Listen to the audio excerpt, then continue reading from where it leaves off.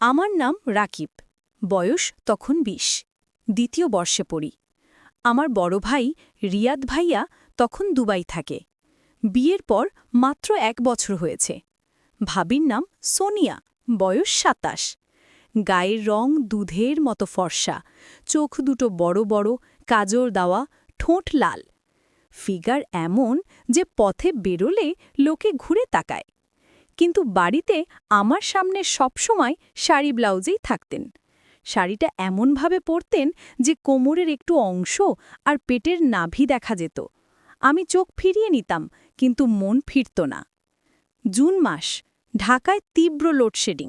দিনে ৮-১০ ঘন্টা বিদ্যুৎ থাকে না। একটা শুক্রবার দুপুর, বাইরে ৪২ ডিগ্রি তাপমাত্রা, ফ্যানও ঘোরে না।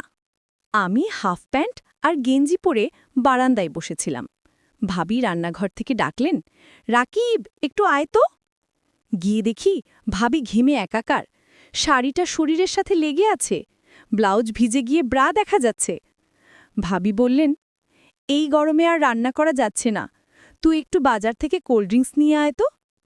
আমি বললাম, ভাবি, এই গরমে বেরোবো কি করে? ভাবি হেসে বললেন, তাহলে চল, আমরা দুজনে মিলে ফ্রিজের পানি খেয়ে একটু বসি।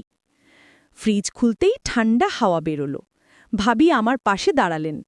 হঠাৎ তার কাঁধটা আমার কাঁধে ঠেকল। আমার শরীরে বিদ্যুৎ খেলে গেল।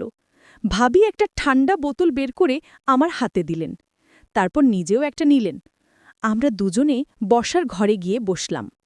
ভাবি বললেন, রাকিব, তোর গেঞ্জিটা পুরো ভিজে গেছে, খুলে ফেল না। আমি লজ্জায় হাসলাম। ভাবি নিজেই এগিয়ে এসে আমার গেঞ্জি টেনে খুলে দিলেন। আমার বুকের ওপর হাত বুলিয়ে বললেন, এই বয়সে এত ফিট, জিম করিস নাকি? আমি কিছু বলতে পারলাম না। ভাবি হঠাৎ আমার কোলে মাথা রেখে শুয়ে পড়লেন। বললেন, একটু বাতাস কর তো, গরমে মরে যাচ্ছি। আমি হাতে বাতাস করতে লাগলাম। ভাবির চুল থেকে শ্যাম্পুর গন্ধ আসছিল। আমার শরীরটা গরম হয়ে উঠল। ভাবি চোখ বন্ধ করেছিলেন। হঠাৎ তার হাতটা আমার উড়ুর ওপর এসে পড়ল। আমি চমকে উঠলাম। ভাবি চোখ খুলে আমার দিকে তাকালেন। তার চোখে অন্যরকম আগুন। ভাবি উঠে বসলেন। আমার গালে হাত রেখে বললেন, রাকিব, তুই কখনো কোনো মেয়েকে চুমু খেয়েছিস? আমি মাথা নাড়লাম, না ভাবি। ভাবি হেসে বললেন, চাস? আমি কিছু বলার আগেই ভাবি আমার ঠোঁটে নিজের ঠোঁট চেপে ধরলেন। আমি পুরো কেঁপে উঠলাম। ভাবির ঠোঁট নরম, গরম, ভেজা। আমি আর নিজেকে ধরে রাখতে পারলাম না। আমি ভাবিকে জড়িয়ে ধরলাম। ভাবি আমার কানে ফিসফিস করে বললেন, আজ থেকে তুই আমার, কেউ জানবে না, দরজা বন্ধ করে দে। আমি দৌড়ে গিয়ে দরজা বন্ধ করলাম। ফিরে এসে দেখি ভাবি শাড়ি খুলে ফেলেছেন, শুধু লাল ব্রফ আর পেটিকোট। আমি পাগলের মতো তাকিয়ে আছি। ভাবি আমাকে টেনে বিছানায় ফেলে দিলেন। আমার ওপর উঠে বসলেন। আমার বুক চুমু খেতে খেতে নিচে নামতে লাগলেন। আমার প্যান্ট খুলে দিলেন। দেখে হেসে বললেন, তোর ভাইয়ার চেয়ে অনেক বড়, আজ আমি পুরোটা নেব।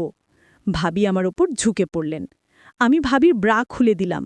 সামনে দুটো ফর্সা, গোল, বড় বুক। আমি আর ধৈর্য রাখতে পারলাম না। ভাবিকে শুইয়ে দিয়ে তার ওপর উঠলাম। ভাবি দুটো পা ফাঁক করে দিলেন। আমি ধীরে ধীরে ভিতরে ঢুকলাম। ভাবি চোখ বন্ধ করে একটা লম্বা নিঃশ্বাস ছাড়লেন। আহ, রাকিব, কতদিন পর এমন লাগছে, জোরে কর, আমি আর পারছি না। আমি আর ধীরে করলাম না, পুরো জোরে জোরে করতে লাগলাম। ভাবি আমার কোমর জড়িয়ে ধরে নিজের শরীরটা তুলে তুলে দিচ্ছিলেন। ঘরের মধ্যে শুধু আমাদের শরীরের শব্দ আর ভাবির মিষ্টি আওয়াজ। প্রায় ২০ মিনিট চলল। ভাবি ৩ বার চেঁচিয়ে উঠলেন, হয়ে গেল, আবার হয়ে গেল। তারপর আমার ভিতরেও সব বেরিয়ে গেল। আমরা দুজনেই ঘেমে একাকার। ভাবি আমাকে জড়িয়ে ধরে কানে কানে বললেন, এই গরমের মধ্যে তুই আমার সবচেয়ে ঠান্ডা জিনিস। এখন থেকে প্রতিদিন দুপুরে দরজা বন্ধ, তুই আর আমি। সেই দিন থেকে শুরু হলো আমাদের গোপন জীবন। ভাইয়া যখন ভিডিও কলে কথা বলতো, ভাবি আমার কোলে বসে থাকতেন। কল কেটে দিতেই আবার শুরু হতো আমাদের খেলা। রাতে ভাবির ঘরে যেতাম, সকালে আবার নিজের ঘরে ফিরে আসতাম। কেউ কিছু বুঝতে পারেনি। এখনও যখন গরম পড়ে, ভাবি মেসেজ করে, দরজা বন্ধ কর, তোর ভাবি অপেক্ষা করছে। বন্ধুরা, এই ছিল আমার আর ভাবির গোপন প্রেমের গল্প। পরের পার্টে বলবো কিভাবে একবার প্রায় ধরা পড়ে গিয়েছিলাম। চাইলে কমেন্টে পার্ট 2 লিখে দাও। সাবস্ক্রাইব করে বেল আইকন অন করো।